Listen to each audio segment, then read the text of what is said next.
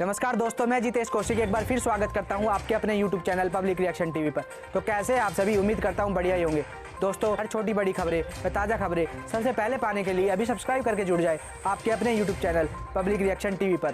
साथ ही घंटे का बटन अवश्य दबा लें, जिससे कि हमारी हर एक नई वीडियो का नोटिफिकेशन सबसे पहले आ सके आपके पास। जी हाँ दोस्तों, क्योंकि आप देख रहे हैं उभरता हुआ न्यूज़ चैनल। तो चलिए चलते हैं अपनी खबरों पर। फरवरी 2023 दिन मंगलवार। आइए सबसे पहले एक नजर डाल लेते हैं दिन भर की सुर्खियों पर। आपकी बेटी हमारी बेटी योजना, बेटी के जन्म पर दी जाती है 21,000 रुपए की राशि, ये रहेंगी पात्रता, बताएंगे पूरी खबर। हरियाणा मौसम अपडेट। हरियाणा में सर्दी का दौर लगभग समाप्त, अब आगे कैसे रहेगा मौसम का हाल, जानेंगे इस खबर में। हिसार एयरपोर्ट सड़क विवाद में कूदे दीपेंद्र हुड्डा, धरना स्थल पर पहुंचकर बोले ग्रामीणों को उजाड़कर जहाज उड़ाना कहां का विकास। रोहतक में किन्नर बोर्ड बनाने की मांग, महंत रुखसाना बोली अधिकारों से रहे वंचित, समाज देखता है घृणा की नजर से। सांसद दीपेंद्र हुड्डा का मंत्री बबली परिवार फतेहाबाद में बोले मंत्री की शब्दावली ठीक नहीं, सरपंचों के आंदोलन को दिया समर्थन। राजस्थान पुलिस पर एफआईआर की तलवार, गोरक्षक के मृत बच्चे का 23 घंटे के बाद पोस्टमार्टम, मारपीट से मौत निकली तो केस होगा दर्ज। रोहतक एमडीयू के वाइस चांसलर का कार्यकाल बढ़ा, 2026 तक पद पर बने रहेंगे प्रोफेसर राजवीर सिंह, इनसो ने लगाए थे यौन शोषण के आरोप। हरियाणा में त्रिपुरा के पूर्व सीएम का एक्सीडेंट, पानीपत में पंचर गाड़ी से टकराई विपाल देव की कार, बाल बाल बचे, गनमैन हुआ घायल। रेवाड़ी में सरपंचों का विरोध प्रदर्शन, e tendering right to recall वापस लेने की रखी मांग, लागू सचिवालय में एसडीएम से मिले। एक्सिस बैंक ने ग्राहकों को दिया झटका, अब महंगा हुआ लोन, लोगों पर बढ़ेगा ईएमआई का बोझ, बढ़ी हुई ब्याज दरें 19 फरवरी से हो चुकी है लागू। और अब खबरें विस्तार से।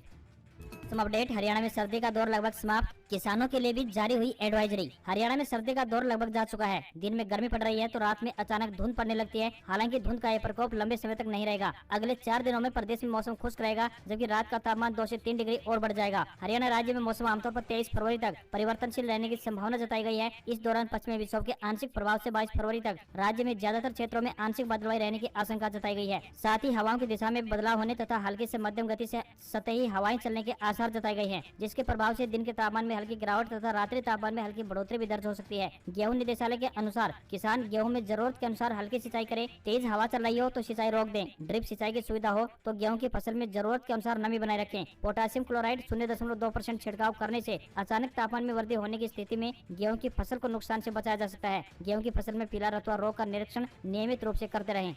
विधानसभा में छेड़छाड़ के आरोपी मंत्री पर हंगामा, सीएम ने इस्तीफे की मांग ठुकराई, कांग्रेस विधायकों का वॉकआउट, स्पीकर ने सदन स्थगित किया। हरियाणा विधानसभा के बजट सत्र के पहले दिन मंत्री संदीप सिंह पर जमकर हंगामा हुआ। गवर्नर का अभिभाषण खत्म होते ही विपक्ष ने संदीप सिंह का इस्तीफा मांगना शुरू कर दिया। मंत्री पर जूनियर महिला कोच से छेड़छाड़ का आरोप लगाया। विपक्षियों का हंगामा देख सीएम मनोहर लाल खट्टर सीट से खड़े हुए। उन्होंने कहा कि अभी इसकी जांच चल रही है, वे विपक्ष के कहने पर इस्तीफा नहीं लेंगे। इसके बावजूद विपक्षी विधायकों का हंगामा जारी रहा। इसे देखते हुए स्पीकर सीट से उठे और कहा कि इस मामले में एसआईटी जांच कर रही है, बिना जांच पूरी हुए किसी को दोषी नहीं ठहराया जा सकता। विधानसभा स्पीकर ज्ञानचंद गुप्ता ने यह भी कहा कि सत्ता में हो या फिर विपक्ष में, सभी नेताओं के खिलाफ ऐसी शिकायतें आती रहती हैं, तो क्या सभी को बर्खास्त कर दिया जाए। वहीं पूर्व सीएम भूपेंद्र सिंह हुड्डा ने कहा कि सीएम मनोहर लाल को इस्तीफा लेना चाहिए। जब भाजपा उन्हें अपनी मीटिंग में नहीं बुला रही है तो फिर सरकार में मंत्री को क्यों बनाकर रखा हुआ है। इस पर सीएम ने कहा कि उनसे खेल विभाग वापस लिया जा चुका है ताकि निष्पक्ष जांच हो सके। दोनों के बीच इसी बात को लेकर कुछ मिनट तक बहस होती रही। इस बार के बजट सत्र के दौरान राज्य के गृह मंत्री अनिल विज अस्वस्थ होने के कारण उपस्थित नहीं हुए। 20 से 23 तक चलने वाला इस सत्र में हंगामा होने के आसार बने हुए हैं।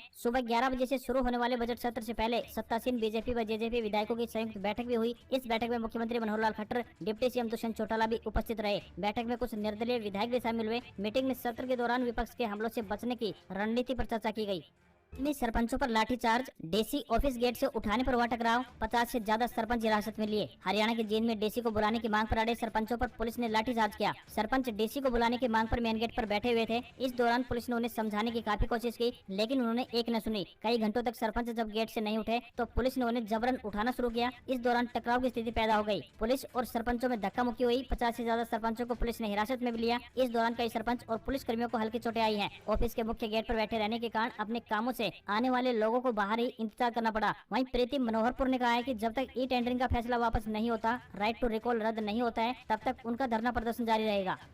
बोर्ड ने जारी किया एडमिट कार्ड, 27 फरवरी से होंगी बोर्ड परीक्षाएं। 10वीं 12वीं के 5,60,000 स्टूडेंट्स होंगे शामिल। हरियाणा विद्यालय शिक्षा बोर्ड द्वारा ली जाने वाली 10वीं और 12वीं की वार्षिक परीक्षाओं के प्रवेश पत्र सोमवार को जारी कर दिए गए। दोनों ही कक्षाओं में 5,59,768 परीक्षार्थी परीक्षा में बैठेंगे। 10वीं व 12वीं की बोर्ड परीक्षाएं 27 फरवरी से 24 मार्च तक आयोजित की जाएंगी। हरियाणा शिक्षा बोर्ड के चेयरमैन डॉक्टर वीपी यादव और बोर्ड सचिव कृष्ण कुमार ने सोमवार को बताया कि ओपन और रेगुलर के परीक्षार्थियों को कुल मिलाकर 6,32,978 बच्चे इस परीक्षा में बैठेंगे। बोर्ड द्वारा वार्षिक परीक्षाओं के संचालन की तैयारियां पूरी कर ली गई हैं। प्रवेश पत्र को बोर्ड के आधिकारिक वेबसाइट www.bsech.org.in से डाउनलोड किया जा सकता है। ये परीक्षाएं 27 फरवरी से लेकर 25 मार्च तक रेगुलर व ओपन के विद्यार्थियों की परीक्षा एक साथ आयोजित करवाई जाएंगी। इन परीक्षाओं का समय की बात करें तो दोपहर 12:30 बजे से लेकर 3:30 बजे तक समय रखा गया है। परीक्षा केंद्र में परीक्षार्थियों को परीक्षा शुरू होने से आधा घंटे पहले पहुंचना अनिवार्य किया गया है। गुरुद्वारा में कब्जे को लेकर टकराव, हाथापाई के बाद एक पक्ष को पुलिस ने बाहर निकाला, एसजीपीसी की चेतावनी, शाम को बैठक। हरियाणा के कुरुक्षेत्र में गुरुद्वारा छठी पातशाही में कब्जे को लेकर सोमवार को हाथापाई हो गई। श्रोमणी गुरुद्वारा प्रबंधन कमेटी यानी एसजीपीसी और हरियाणा राज्य गुरुद्वारा प्रबंधन कमेटी यानी HSGMC के समर्थकों में विवाद हो गया। पुलिस ने बीच बचाव कर दोनों पक्षों को गुरुद्वारा से बाहर निकाला। एसजीपीसी ने चेतावनी दी कि हरियाणा के गुरुद्वारों पर कब्जे के प्रयास न किए जाएं। आपको यहाँ पर बताते चले कि रविवार को हरियाणा गुरुद्वारा प्रबंधन कमेटी द्वारा छठी पातशाही कुरुक्षेत्र में सेवा संभाली गई थी। इसमें दरबार साहिब के गोलक के ताले तोड़कर हरियाणा कमेटी ने अपने ताले लगाए थे। इसके बाद एसजीपीसी ने विरोध दर्ज कराते हुए इसे बेअदबी करार दिया था। सोमवार को एसजीपीसी ने पत्रकार वार्ता में हरियाणा सरकार और हरियाणा कमेटी को चेतावनी जारी की कि अगर हरियाणा कमेटी कब्जा करने की कोशिश करेगी तो वो हर लड़ाई लड़ने को तैयार है।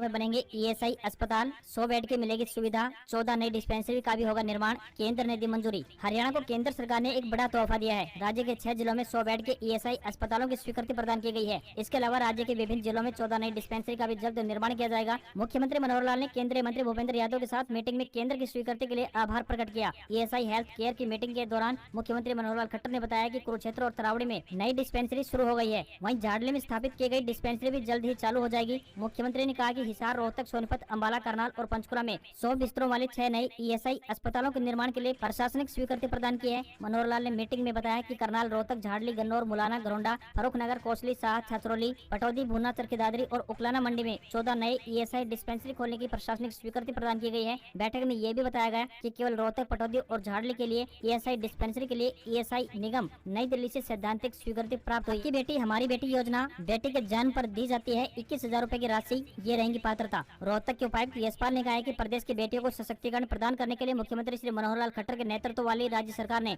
आपकी बेटी हमारी बेटी योजना को क्रियान्वित किया है। उन्होंने कहा कि इस योजना का लाभ उठाने के लिए सरल पोर्टल के माध्यम से भी आवेदन किया जा सकता है। इस योजना के माध्यम से वे सभी बालिकाएं लाभ प्राप्त कर सकती हैं जिनका जन्म 22 जनवरी 2015 को या फिर उसके बाद हुआ हो। सभी अनुसूचित जाति एवं BPL परिवारों की बेटियां इस योजना का लाभ प्राप्त कर सकती हैं। उन्होंने कहा कि हरियाणा सरकार द्वारा आपकी बेटी हमारी बेटी योजना के माध्यम से बेटे के जन्म पर 21,000 रूपए की राशि प्रदान की जाती है। यह राशि बालिका के 18 वर्ष पूर्ण होने पर ब्याज सहित बालिका के खाते में जमा की जाती है। साथ ही उन्होंने यह भी कहा कि इस योजना का लाभ बालिका तभी उठा सकेगी जब वह अविवाहित होगी। परिवार की दूसरी बेटी को 5 साल तक हर वर्ष 5,000 रूपए की आर्थिक सहायता भी प्रदान की जाएगी। इस योजना का लाभ हरियाणा के नागरिक उठा पाएंगे। इस योजना का लाभ उठाने के लिए माता को गर्भवती होने पर अपने नजदीकी आंगनबाड़ी में पंजीकरण करवाना होगा। प्रदेश भर में 24 से 26 तक बनाए जाएंगे दिव्यांग सर्टिफिकेट, लगाए जाएंगे विशेष कैंप। हरियाणा में जिन दिव्यांगों के अब तक सर्टिफिकेट नहीं बने हैं और उनके द्वारा परिवार पहचान पत्र में दिव्यांग कॉलम में हाँ भर दी गई थी, उनके लिए राहत भरी खबर है। ऐसे सभी दिव्यांग जनों के लिए सभी जिलों में 24 से लेकर 26 फरवरी तक विशेष शिविर लगाए जाएंगे। ऐसे दिव्यांगों को कॉल करके बुलाया जाएगा और उनके मेडिकल कर सर्टिफिकेट बनाए जाएंगे। सर्टिफिकेट बनाने का काम CMO कार्यालय की तरफ से किया जाएगा। यह कैंप बूथ लेवल, ब्लॉक स्तर या फिर जिला स्तर पर आयोजित किए जाएंगे। यह निर्णय हर जिले में प्रशासन द्वारा दिव्यांगों की सुविधा को देखते हुए लिया जाएगा। दिव्यांगों को कैंप संबंधी जानकारी देने के लिए सक्षम युवाओं की ड्यूटी लगाई गई है, जो कि उनको कॉल करके संबंधित कैंप की जानकारी देंगे और संबंधित क्या क्या कागजात लाने हैं उसके बारे में भी बताया जाएगा। इस दौरान डेट ऑफ बर्थ की वेरिफिकेशन यानी सत्यापन किया जाएगा ताकि बुजुर्गों को पेंशन बनवाते समय दिक्कत न आए। इसके लिए 2017 से पहले बना वोटर कार्ड, बर्थ सर्टिफिकेट या फिर स्कूल सर्टिफिकेट लाना जरूरी होगा। यदि किसी ने PPP यानी परिवार पहचान पत्र में अपनी जाति ठीक करानी है तो उसे भी ठीक किया जा सकता है। इसके लिए यदि किसी के पास परिवार में कोई पुराना जाति प्रमाण पत्र है तो वह लाकर दिखाना होगा। उसी के आधार पर उसे ठीक करवाया जा सकेगा। आपको पुनः याद दिला दें कि ये 24 से 26 फरवरी तक ये विशेष कैंप लगाए जाएंगे। कांग्रेस के रायपुर अधिवेशन में हरियाणा के 41 नेता, लिस्ट में भूपेंद्र सिंह हुड्डा का दबदबा, संतुलन साधने को सुरजेवाला, शैलजा को भी दी तरजीह। रायपुर में होने वाले पार्टी के अधिवेशन से पहले कांग्रेस ने देर रात हरियाणा के 41 नेताओं की लिस्ट जारी कर दी। इस लिस्ट में 26 निर्वाचित तो वहीं 15 मनोनीत सदस्यों के नाम शामिल हैं। इस लिस्ट में भी पूर्व मुख्यमंत्री भूपेंद्र सिंह हुड्डा अपने प्रतिद्वंदियों पर हावी दिखाई दिए। हालांकि आला कमान ने हरियाणा के नेताओं में संतुलन बनाने के लिए राज्यसभा सांसद रणदीप सुरजेवाला, कुमारी शैलजा के साथ साथ किरण चौधरी के समर्थकों को भी लिस्ट में जगह दी है। इन नेताओं की यह लिस्ट इसलिए भी महत्वपूर्ण महत्वपूर्ण मानी जा रही है, क्योंकि इन्हीं नेताओं को रायपुर में होने वाले अधिवेशन में जाने का मौका मिलेगा। छत्तीसगढ़ के रायपुर में 26 फरवरी से पार्टी का राष्ट्रीय अधिवेशन हो रहा है। इस अधिवेशन में 2024 में होने जा रहे लोकसभा चुनाव को लेकर मंथन किया जाएगा। साथ ही विपक्षी एकता को लेकर भी रणनीति बनाई जाएगी। हरियाणा में ओपीएस पर निकलेगा हल, सीएम की कर्मचारियों से मीटिंग, 3 मेंबरी कमेटी बनाई गई, 2 मार्च को पेश करेगी रिपोर्ट। हरियाणा में ओल्ड पेंशन स्कीम या यूं कहें कि ओपीएस की मांग पर कर्मचारी और मुख्यमंत्री के बीच हुई मीटिंग के बाद प्रदर्शन कर रहे कर्मचारियों ने भूख हड़ताल समाप्त कर दी है। हरियाणा में ओल्ड पेंशन स्कीम को लेकर चल रहे विवाद के बीच मुख्यमंत्री मनोहर लाल खट्टर और प्रदर्शन कर रहे कर्मचारियों की चंडीगढ़ में मीटिंग हुई। 3 घंटे से ज्यादा चली हुई इस मीटिंग में कर्मचारियों ने चर्चा की। मुख्यमंत्री ने इस पूरे मामले का हल निकालने के लिए 3 मेंबरी कमेटी का गठन किया है। साथ ही इस कमेटी को 2 मार्च तक रिपोर्ट पेश करने की हिदायत दी है। मीटिंग के दौरान पंचकुला में प्रदर्शन के दौरान हुए लाठीचार्ज पर कर्मचारियों ने नाराजगी जताई। कर्मचारियों ने बताया कि पुलिस की यह कार्रवाई न्यायोचित नहीं है। इस पर सीएम ने हरियाणा पुलिस को घायलों की लिस्ट बनाने को कहा है। साथ ही उन्हें उचित मुआवजा देने के लिए भी निर्देश मुख्यमंत्री मनोहर लाल खट्टर ने दिए हैं। नैना चौटाला ने दिया पदयात्रा का न्योता। बालू गाँव में बोले इनेलो नेत्री, कांग्रेस तीसरे मोर्चे में आना चाहे तो स्वागत है। हरियाणा के कैथल में सोमवार को इनेलो की वरिष्ठ महिला नेत्री सुनैना चौटाला ने कार्यकर्ताओं की बैठक ली। इसमें 24 फरवरी से शुरू होने जा रहे इनेलो की पदयात्रा को लेकर कार्यकर्ताओं को न्योता दिया गया। सुनैना चौटाला सोमवार शाम को कलैत के गांव बालू में जनसंवाद कार्यक्रम में भाग लिया। इस दौरान सुनैना चौटाला ने कांग्रेस के तीसरा मोर्चा में शामिल होने पर कहा कि यदि कांग्रेस तीसरा मोर्चा में आना चाहती है तो उनकी पार्टी इसका स्वागत करेगी। चौटाला ने बताया कि भाजपा को सत्ता से हटाने के लिए तीसरे मोर्चे का गठन किया जा रहा है। इससे पहले पूर्व उप प्रधानमंत्री देवीलाल भी तीसरे मोर्चे का गठन कर चुके हैं। वहीं पूर्व मुख्यमंत्री ओम प्रकाश चौटाला व भूपेंद्र सिंह हुड्डा की मेदांता में हुई लंबी मुलाकात पर बोलते हुए कहा, नेताओं की मुलाकात शिष्टाचार पर आधारित थी। चौटाला ने कहा कि भाजपा सरकार ने प्रदेश में हालात विपरीत किए हैं। बेरोजगार युवाओं को रोजगार नहीं मिल पा रहा है तो वहीं बुजुर्गों की पेंशन काटी जा रही है। ऐसे में इनेलो महंगाई, रोजगार, बुजुर्गों का सम्मान, शिक्षा स्तर जैसे मुद्दों को लेकर अभय सिंह चौटाला के नेतृत्व में परिवर्तन यात्रा निकाल रही है। उन्होंने कहा कि यह परिवर्तन पदयात्रा 24 फरवरी से पुनारा हल्के के गाँव सिंगार से प्रारंभ होगी, जबकि इसका समापन 25 सितंबर को कुरुक्षेत्र में होगा। तक में किन्नर बोर्ड बनाने की मांग, महंत रुखसाना बोली अधिकारों से रहे वंचित, समाज देखता है घृणा की नजर से। हरियाणा के रोहतक में किन्नरों ने बोर्ड बनाने की मांग उठाई है। उनका कहना है कि सरकार जल्द से जल्द बोर्ड का गठन करे ताकि उन्हें भी अधिकार मिल पाए। साथ ही नकली किन्नरों पर भी रोक लगाने की बात कही गई। यह कार्य किन्नर बोर्ड के गठन व आई कार्ड जारी करने से ही हो सकता है। किन्नर समाज जिला रोहतक के महंत रुखसाना किन्नर के नेतृत्व में हरियाणा सरकार से किन्नर बोर्ड बनाने की अपील की और नायब तहसीलदार को ज्ञापन सौंपा। उन्होंने कहा कि हमेशा ही किन्नर समाज अपने अधिकारों से वंचित रहा है। इन्हें समाज में घृणा की नजर से देखा जाता है। रुखसाना किन्नर के नेतृत्व में रोहतक पहुंचे किन्नरों ने किन्नर बोर्ड बनाने का ज्ञापन राष्ट्रपति, मुख्यमंत्री और गवर्नर के नाम सौंपा। गहलोत को झटका, वित्त मंत्री निर्मला सीतारमण बोली, एनपीएस का पैसा राज्य को नहीं मिलेगा, कर्ज लेकर free schemes natural state. Rajasthan सरकार को न्यू पेंशन स्कीम्स का केंद्र के ट्रस्ट में जमा 45,000 करोड़ रुपए नहीं मिलेगा। इसे एनपीएस को खत्म कर ओल्ड पेंशन स्कीम लागू करने वाले गहलोत के लिए बड़ा झटका माना जा रहा है। केंद्रीय वित्त मंत्री निर्मला सीतारमण ने एनपीएस का पैसा राज्य सरकार को देने से साफ इनकार कर दिया है। निर्मला सीतारमण ने कहा कि कोई भी राज्य अगर किसी कारण से यह डिसीजन लेता है कि एनपीएस का फंड है वो इकट्ठा दे देना चाहिए तो वह नहीं मिलेगा। वित्त मंत्री के इस बयान से राजस्थान सरकार की ओल्ड पेंशन स्कीम को बड़ा धक्का लगा है। सीतारमण ने कहा है कि वह कर्मचारी का पैसा है, ब्याज कमा रहा है। वह पैसा रिटायरमेंट के समय कर्मचारी के हाथ में आएगा। इकट्ठा पैसा राज्य सरकार के हाथ नहीं आएगा, यह असंभव है। जब सही समय आएगा तभी यह पैसा कर्मचारी को दिया जाएगा।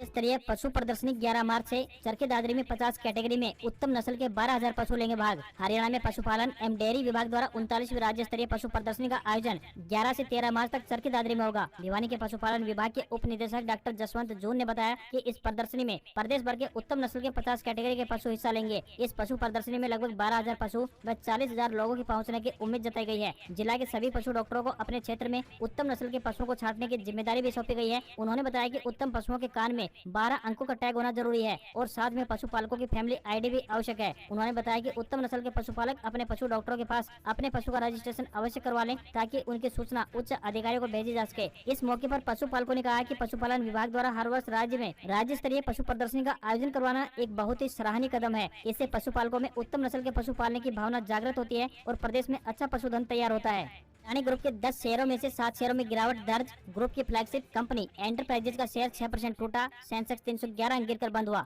भारतीय शेयर बाजार में हफ्ते के पहले कारोबारी दिन सेंसेक्स 311 अंक गिरकर 60,691 के स्तर पर बंद हुआ। वहीं निफ्टी की बात करें तो 99 अंकों की गिरावट रही, ये 17,844 के स्तर पर बंद हुआ। सेंसेक्स के 30 शेयरों में से 20 शेयरों में गिरावट देखने को मिली तो वहीं 10 शेयरों में तेजी दिखाई दी। अडानी ग्रुप के 10 में से 7 स्टॉक्स में गिरावट देखने को मिली। Adani enterprises, Cipla, Britannia, BPCL, UPL, HDFC, Maruti और कोटक बैंक समेत निफ्टी 50 के निफ्टी शेयरों में गिरावट देखने को मिली है। वहीं Divis lab, UltraTech cement, Tech Mahindra, power grid, Hindalco और इन्फोसिस समेत निफ्टी के 20 शेयरों में तेजी दिखाई दी। वहीं सराफा बाजार की बात करें तो सराफा बाजार में सोने और चांदी में तेजी देखने को मिली है। 24 कैरेट सोना 56,601 रुपए प्रति 10 ग्राम के स्तर पर बंद हुआ। चांदी की बात करें तो 65,760 रुपए प्रति किलोग्राम के स्तर पर पहुंच गई है। वहीं डॉलर रुपये के मुकाबले 9 पैसे कमजोर हुआ है। $1 का रेट 82 रुपए 73 पैसे के स्तर पर बंद। अगर आपको हमारी खबर पसंद आई हो तो हमारी खबरों पर एक प्यारा सा लाइक जरूर दें। जी हाँ दोस्तों, और साथ ही खबरों को ज़्यादा से ज़्यादा शेयर करें और कमेंट बॉक्स में इन खबर पर आपकी क्या है राय वो हमें ज़रूर बताएं। आज की खबरों में सिर्फ इतना ही, मिलते हैं अगली खबर में। जब तक सब्सक्राइब करके जुड़ जाइए आपके अपने YouTube channel public reaction TV से, और साथ ही घंटे का बटन जरूर दबा लें ताकि हमारी हर एक नई वीडियो पहुंच सके आपके पास सबसे पहले।